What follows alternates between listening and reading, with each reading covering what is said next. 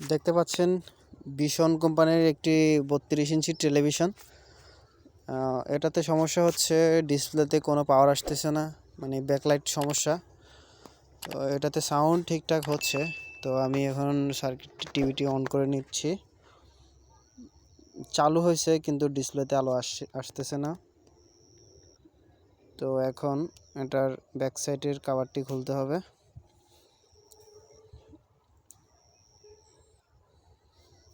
সকল প্রকার ইলেকট্রিক্যাল এবং ইলেকট্রনিক্স ভিডিও পেতে MBS টেকনোলজির সাথেই থাকুন, লাইক কমেন্ট শেয়ার করুন। তো এই সার্কিট বোর্ডটিতে মূলত সমস্যা হয় আর কি, যখন ভোল্টেজ না যায়। আপনার এই যে এখান থেকে ব্যাকলাইটের ভোল্টেজ যাবে। তো এখানে ভোল্টেজটা ঠিক আছে কি না আগে আমি সেটা দেখব। তো এর জন্য আমি ক্লিপটি খুলে নিব এবং ভোল্ট মিটার দিয়ে টেস্ট করতে হবে। প্রথমে এসি কেবলটি লাগিয়ে নিচ্ছে আর পাওয়ার প্লাগটি লাগিয়ে নেব। ওকে, এখানে পাওয়ার আসছে। তো টিভিটি অন হয়েছে। এখন ভোল্টেজ দেখব। তো এখানে ডিসি ভোল্টেজে সিলেক্ট করব ক্লিপিং মিটারে। তো ভোল্টেজ এখন দেখব যে ভোল্টেজ আসতেছে কিনা। না, এখানে ভোল্টেজ দেখাচ্ছে না। ভোল্টেজ ড্রপিং সমস্যা। ভোল্টেজ হঠাৎ আসে, এরপরে আস্তে আস্তে করে কমে যায়। তো এর জন্য আগে দেখব যে এখানে ব্যাকলাইটের যে পাওয়ারটি এখানে একটু আসতেছে না। তো মূলত এই সমস্যাটা হইলে ব্যাক ডিসপ্লেতে একবার আলো আসবে, পরে চলে যাবে, ড্রপিং সমস্যা। তো ওটা আসতেছে না, আলো আসতেছে না। ওই জন্য প্যানেলটি আগে আলাদা করে নেব। প্যানেল আলাদা করে তারপর দেখব যে ব্যাকলাইটগুলা ঠিক আছে কিনা। হয়তো এইভাবে অনেক সময় ব্যাকলাইট কেটে যাওয়ার সম্ভাবনা থাকে। অনেক ক্ষেত্রে এই ভোল্টেজ ড্রপিংয়ের কারণে ব্যাকলাইট কেটে যায়। তো আগে ব্যাকলাইটগুলা রিপেয়ারিং করে দেখব, অথবা পরিবর্তন করা লাগলে পরিবর্তন করে দেব। তো সাবধানে ডিসপ্লেটা খুলে নিব। ওকে, সকল প্রকার ইলেকট্রিক্যাল এবং ইলেকট্রনিক্স ভিডিও পেতে MBS টেকনোলজির সাথেই থাকুন, লাইক কমেন্ট শেয়ার করুন। তো এখানে যে ব্যাকলাইট, তো এখানে ব্যাকলাইটটি আলাদা করে নিব। ওকে, তো আমি এখানে টেস্ট করে দেখলাম যে লাইটে সমস্যা আছে। তো আমি একটা চ্যানেল লাইটে সমস্যা ছিল, আমি ওই লাইটটা পরিবর্তন করে দিছি।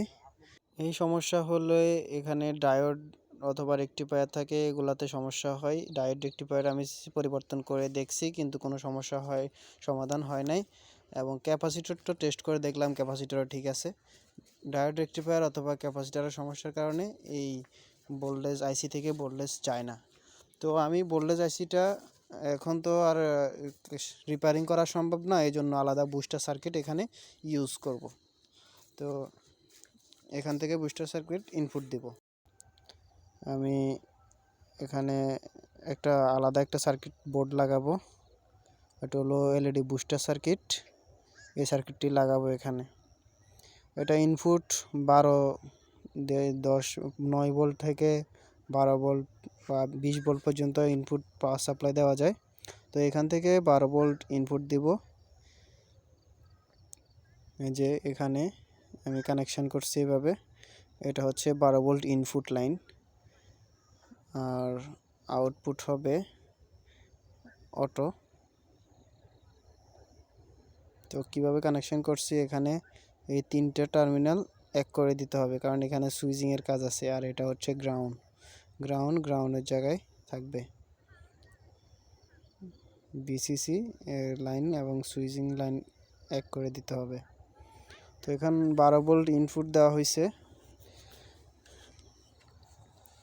ওই যে ইনপুট লাইন 12 ভোল্ট, মানে 12 ভোল্ট এখানে ইনপুট দিয়েছি আমি। এখন আউটপুট কত দিচ্ছে সেটা, যে আউটপুট হচ্ছে 70 ভোল্ট, 70 ভোল্ট, এই যে 69 70, মানে 70 ভোল্ট আউটপুট দিচ্ছে। তো এই কানেক্টরে আমি লাগাবো হচ্ছে প্যানেলের ব্যাকলাইট।